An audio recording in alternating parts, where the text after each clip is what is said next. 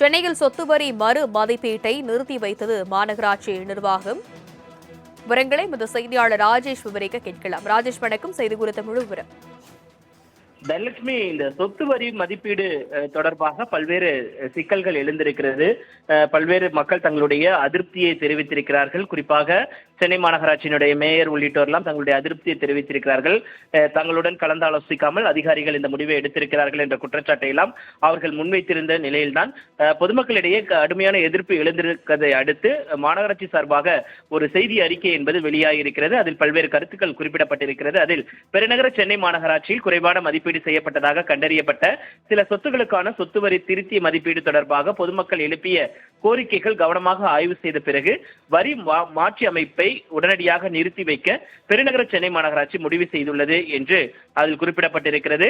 பெருநகர சென்னை மாநகராட்சியால் குறைவான மதிப்பீடு செய்யப்பட்டதாக கண்டறியப்பட்ட சில சொத்துக்களுக்கான சொத்து வரி மதிப்பீட்டை மாற்றி அமைக்கும் நடவடிக்கையை மேற்கொண்டிருந்தது. இந்த வரி மாற்றி அமைப்பு குறித்து மறுபரிசீலனை செய்யுமாறு வலியுறுத்தி கடந்த சில நாட்களாக பொதுமக்களிடமிருந்து பல கோரிக்கைகள் பெறப்பட்டன.